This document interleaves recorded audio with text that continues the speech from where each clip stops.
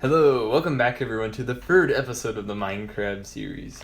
We have upgraded to RD160052 in Swedish time, and this brings a lot of new changes. We'll cover them in depth. But the most exciting one is that we have new blocks to work with. So before we didn't have a choice of what block we wanted at each position. But now we have 3 new blocks. So we have stone, dirt, cobblestone, which existed before, and we have planks. So those are the first of what I placed. This one, you might have realized all of these blocks have turned to stone, including the first block I placed. So our first house, the first castle, the Menger sponge, it's all turned to stone or been petrified.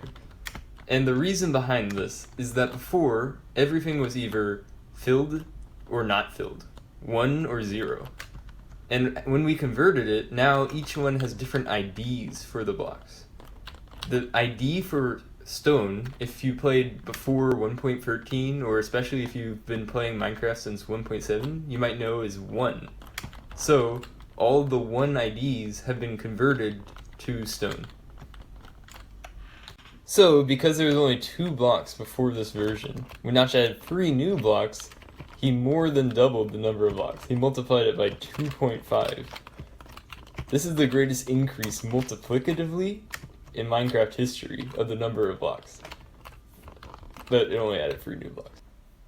Fun fact, this is also the first version that uses the word Minecraft. So, this is actually the start of our Minecraft Let's Play. Before it was called Ruby Dung.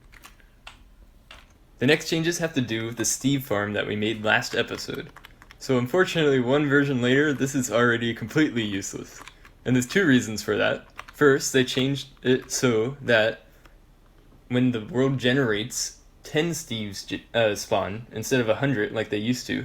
So that means this will only get 1/10 of the Steves it used to. But more importantly, if I press the G button, now we get to spawn a Steve. So this farm is useless because we don't need to capture the naturally generating ones. We can just make our own, which is fun. Control to spawn Steves wasn't the only new control added in this version though. When I was reading through the code, I noticed that pressing enter will save the world. I didn't see this anywhere online or on the changelog, probably because it's not particularly useful. The game already saves whenever you close out of it. But if I press enter, you'll see the game freeze for just a millisecond while it saves all the blocks. Hopefully you saw that while I was falling, it just freezes for a millisecond. Another cool addition, I'm just going to go through some small changes here, is that they added block breaking particles. So these are the first particles we've seen. They're bigger than the ones now. While I'm building this wooden house, because our stone house isn't very comfy, I'm going to talk about some of the smaller changes that have happened. So now I have a crosshair, which helps with building. Also, it's in full screen mode now, which means the aspect ratio is better for videos, I think. Hopefully it looks better on YouTube. Here's an interesting bug in this version. If you look in the top right corner of my screen, there's no block. So if I right click or left click, I can't place or break anything. It's like I'm in adventure mode. And this happens sometimes when I'm switching from some other program to Minecraft. So not gonna lie, it's really annoying when I'm going from the software to record to Minecraft and then suddenly I enter this mode and now I need to restart the game. It's kind of interesting though, that you can enter adventure mode before it really existed, just because of a bug. Another change they made was to the physics engine. So now we fall at terminal velocity 16 times faster than we used to. So now it's -4 blocks per tick.